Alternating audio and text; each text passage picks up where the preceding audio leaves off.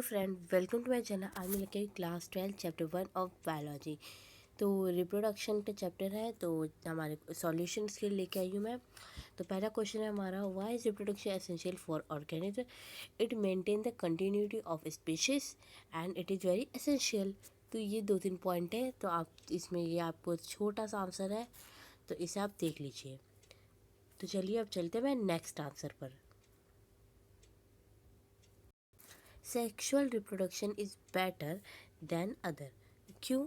क्योंकि इसमें 4 हमें ये पॉइंट है ना, इसे एकदम अच्छे से लिख दीजिएगा, सामने वाला समझ जाएगा कि आपको समझ में आ गया है। पहला, वेरिएशन मिलती है हमें सेक्सुअल रिप्रोडक्शन के थ्रू, इवोल्यूशन मिलता है, एडप्टेशन मिलता है। और ये जो 2 टर्म है ना, विग्योर और विटिलिटी, कंफ्यूज मत होना। Genetic decomposition, interaction etcetera during sexual reproduction provide vigour and vitality. तो चलिए अब हम चलते हैं third question, why's offspring form by a sexual reproduction. तो इस पर चलते हैं हम। क्वेश्चन क्या है कि जो हमारे असेक्सुअल बनते हैं हम उन्हें क्लोन्स क्यों कहते हैं? तो क्लोन्स क्यों कहते हैं? जो क्योंकि हमने पढ़ा था, आपने मेरे साथ अगर नहीं पढ़ा है एनसीईआरटी तो आप जाके प्लीज़ मेरी वीडियो देखिए। क्यों कहते हैं हम? क्योंकि वो जेनेटिकली और मॉर्फोलॉजिकली सिमिलर होते हैं, इसलिए उन्हें हम असेक्सुअल रिप्रोडक्शन वाले टर्म्स में क्लोन्स कहा जाता है।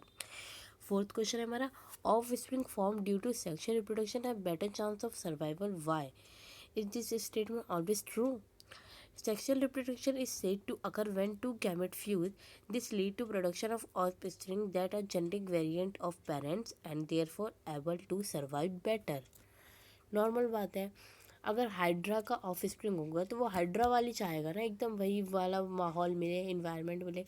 लेकिन अगर एक ऑर्गेनिज्म है, उसका एक ऑफ स्प्रिंग है, लेकिन वो बेटर चाहेगा, या हो सकता है वो उससे अलग कुछ करे।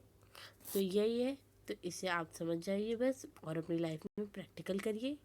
प्रैक्टिकली सोचने से आपका माइंड वो बहुत ग्रो होगा। तो चलते हैं हम फिफ्थ क्वेश्चन में, how does progeny form from a sexual reproduction differ those form by sexual reproduction? यह सीधी बात है, असेक्सुअल के सेक्सुअल से क्यों एकदम डिफरेंट है? जब पूरा ही डिफरेंट है प्रोसेस, तो प्रोजेनी तो डिफरेंट होगी। Progeny formed by asexual reproduction have a single parent and are genetically identical to parent, whereas progeny formed by sexual reproduction are formed when male and female gamete fuse together and genetically unique. तो बहुत ही important है, तो इसे आप याद रखिएगा। अब चलते हैं नेक्स्ट क्वेश्चन पे। ये हमारा नेक्स्ट क्वेश्चन बहुत ही इंपॉर्टेंट, इस चैप्टर का मतलब कहा जाए एकदम बेसिक और मोस्ट इम्पॉर्टेंट, सेक्सुअल और सेक्सुअल डिफरेंस रिप्रोडक्शन में। तो चलिए ये देख लीजिएगा आप, ये बायोपेरेट्रल, यूनिपेरेट्रल, ये सारी टर्म्स एकदम देख लीजिएगा। आपको किसी में भी डाउट है तो आप मुझसे कमेंट बॉक्स में लिखकर पूछ सकते हैं। हमारा next question, what is vegetative propagation? Vegetative propagation is a common form of asexual reproduction observe in plants. In this, a fragment of plant is used to grow another plant. Many plants reproduce naturally as well as artificially by vegetative propagation and offspring produced are genetically identical. अब vegetative propagation किस किस में होता है? Ginger में, garlic में, बनाना में rhizome के थ्रू, पोटैटो में बर्ड्स के थ्रू। तो ये सब आप याद रखिएगा, एक एक वर्ड में पूछ लिया जाता है कि भाई एग्जाम्पल बताओ कि उसके वेजिटेटिव प्रोपेगल्स पढ़ा था ना, उसी से रिलेटेड। चलिए नेक्स्ट क्वेश्चन पे चलते हैं। नेक्स्ट क्वेश्चन तो बहुत आसान है, बस हमारे 3 फेस होते हैं, juvenile which is now reproductive phase, vegetative phase, reproductive phase और सेंसेंट फेस। तो जुवेनिल फेस यानी कि वेजिटेटिव फेस कहाँ से होता है? बर्थ से लेकर रिप्रोडक्शन के प्रोसेस के स्टार्ट होने तक। रिप्रोडक्टिव फेस कहाँ तक होता है? रिप्रोडक्शन से लेकर एक सेंसेंट फेस तक, और सेंसेंट फेस ये होता है हमारा रिप्रोडक्टिव फेज से लेके डेथ तक। तो 3 फेज से, इसे अच्छे से याद रखिएगा। हमारा 9th question, higher organism have restore to sexual reproduction in spite of their complexity, why?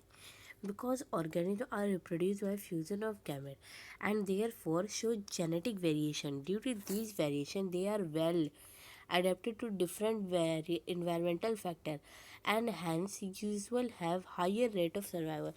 आपने देखा होगा जो ह्यूमंस होते हैं वो अगर उन्हें ज़रूरत पड़ी तो माउंटेन्स पे भी रहेंगे, लैंड पे भी रहेंगे, मतलब वो अपने आप को एडेप्टेशन प्रोसेस में एकदम ढाल लेते हैं, अडेप्ट कर लेते हैं जहाँ उन्हें रहना है उस हिसाब से। तो ये सिर्फ सेक्सुअली में आप देख पाएंगे, असेक्सुअली में ये पॉसिबल ही नहीं है ज़्यादा। Why meiosis and gametogenesis are always interlinked? Meiosis is the process that occurs during gametogenesis. Gametogenesis refers to process how gametes are formed. Is necessary or meiosis is necessary for formation of gametes.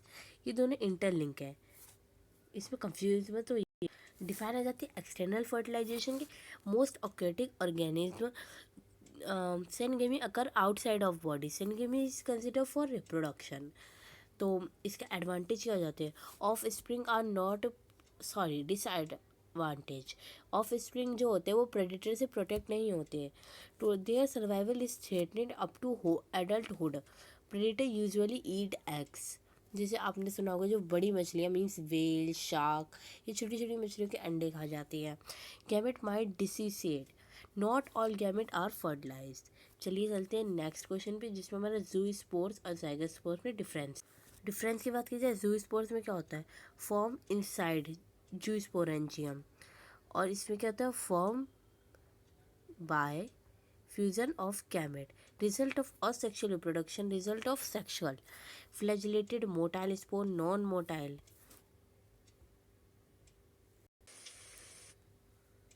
तो चलिए अभी है हमारा, ये haploid और diploid हो सकते हैं, और ये डाइप्लॉइड होते हैं। ये डिस्पर्जल में पार्टिसिपेट करते हैं, ये पार्टिसिपेट डिस्पर्जल में नहीं करते।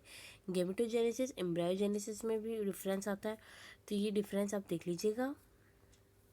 अब चलते हैं हमारे नेक्स्ट पर। हमारा post fertilization change in flower को डिस्क्राइब करना है कि सेपल पेटल जाइगोट डेवलप हो जाता है एम्ब्रायो में, ओव्यूल सीड बन जाता है, ओवेरी फ्रूट। फिर आता है हमारे बाइसेक्सुअल फ्लावर क्या होता है, इसके साइंटिफिक नेम सम फ्लावर के, तो ये देख लीजिएगा आप।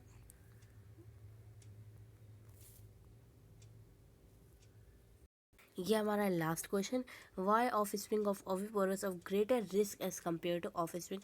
आप खुद ही समझ लीजिए, ओविपोरस मतलब ओविपोरस क्या, जो ले एग्स कर रहे हैं, बर्ड्स और फिशेस, उनके एग्स प्रीडेटर से कहाँ सेफ होते हैं, मतलब उन्हें कोई भी मतलब नुकसान जल्दी पहुंचा सकता है। लेकिन जो वीपोरस है उनके अंदर हो रहा है ना फर्टिलाइजेशन, तो वो अपना अंदर बॉडी के कैरी कर रखा है, तो वो सेफ है ज़्यादा। तो ये आपको डिफरेंस है। तो अगर आपको मेरा वीडियो अच्छा लगा तो मेरे चैनल को लाइक करिएगा, सब्सक्राइब करिएगा और कमेंट में बताइएगा, और कुछ भी अगर फॉल्ट लगा तो प्लीज़ प्लीज़ बताइएगा। Thank you.